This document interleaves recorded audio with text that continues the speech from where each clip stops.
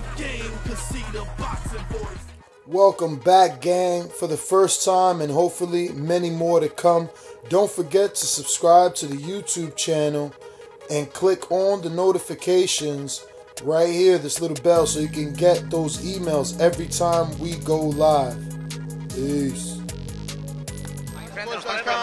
Live here with Robert Garcia. Robert, man, you got a bunch of fighters on here. Brandon Rios versus Danny Garcia is one of the first fights coming up for you in February. What do you think of Brandon's chances? And I just want to say off the bat, he looks extremely slim already. You got him on target. Look, Brandon came back to me, and that's the first thing we told him. You got to dedicate yourself to your weight, which was the main reason he didn't get ready for a lot of those fights, because he just wouldn't care about his weight.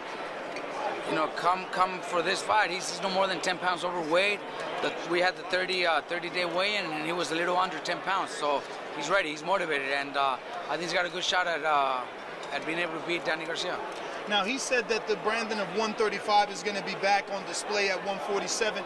What's it going to take for him to actually get the win versus Danny Garcia? Look, Brandon fight, everybody knows the way Brandon fights. Brandon's going to be very aggressive, fight on the inside, and that's what we're going to do. You know, we know Danny could box if he wants, but we also know Danny gets into wars when needed. I think our plan is to get the fight into a war, and that's where Brandon's got a good shot.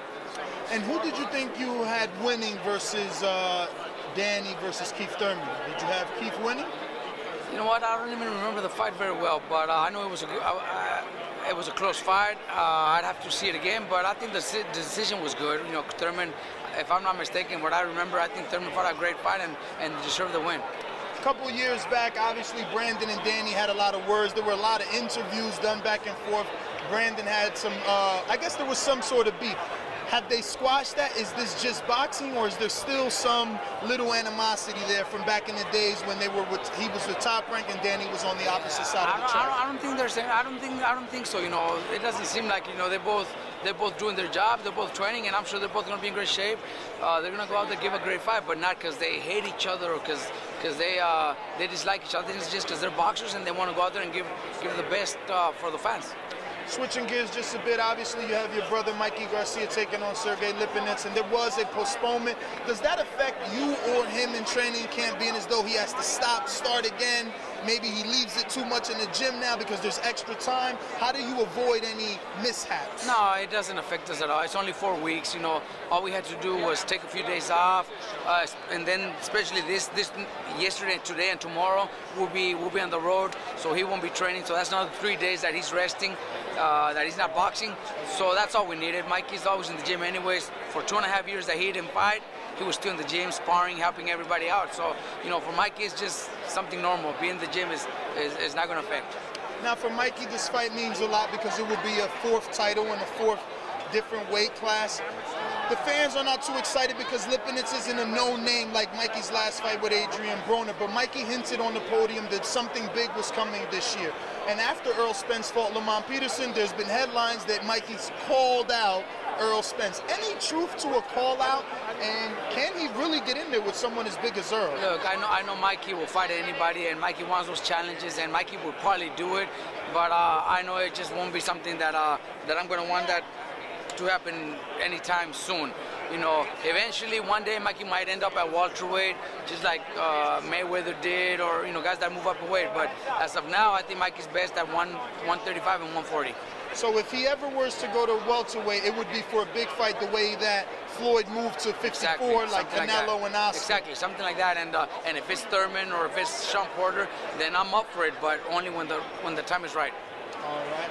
So obviously you have Abner Mares, and he spoke highly of you and the trainer change being back with you, ensuring that he's going to get this win with Leo Santa Cruz. What do you guys think you can do different to make sure that he gets this win? Because Leo's known for punches and bunches, obviously. Look, the first fight was a good fight, close fight, and I think Abner fought the wrong fight. I think this time around, you know, him being very happy with my training and listening to my work, I think we could make a big difference. You know, I'm not saying the fight's going to be easy because Leo's a hell of a fighter, a very respected world champion that I've known since he was an amateur. But I think we got a good shot of being able to beat Leo Santa Cruz because Abner's very motivated. He listens to me and does everything he's told. Speaking of the listening, how can you get Abner to listen a little more and not get caught up in those slug fights? Sometimes he wants to bang more than he should when he boxes well. I think his last 2 fights proved it. You know, his fight against Cuellar, he was the underdog. Everybody expected Cuellar to knock him out, and he fought smart. He listened to me every round, every minute of the break. He listened and did everything he had to do, and fought smart and won a very good decision. His next fight, his second fight with me, he did the same and looked really good doing it. Boxed really good, counter punched his opponent, and I think that's something that he believes in. You know, he believes in his trainer and he follows instructions. I want to wrap up with Adrian Broner, and obviously he took on Mikey Garcia. Mikey defeated him, but you hear Broner on the podium saying he doesn't like these guys. He doesn't want to be up there. He owes them rematches. Do you see a point in Mikey's career where he does go backwards and take that rematch with Broner? And how do you see Broner facing up versus Omar Figueroa, who's tall, throws a lot of punches? Seems like a difficult style. I think it's possible, you know, especially if Broner beats Figueroa and then becomes a world champion, then a rematch would probably make sense. But as of now, I think Broner has to focus on Figueroa because he doesn't have an easy fight. Figueroa's a hell of a fighter, tough, strong kid that's going to go out there to do whatever it takes to beat Broner. So it's not going to be an easy fight for Broner.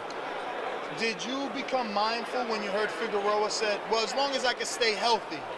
Well, you know, from what I've heard, you know, he's had issues, you know, personal issues, but I'm sure he will, and hopefully he does. We don't wish him any bad, and we wish him the best. You know, hopefully he stays healthy, like he said.